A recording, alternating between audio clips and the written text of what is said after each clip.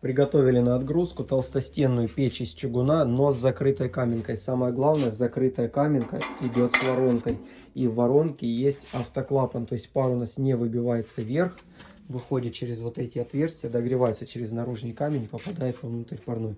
Толщина чугуна от 12 до 16 миллиметров. Давай, еще. Еще.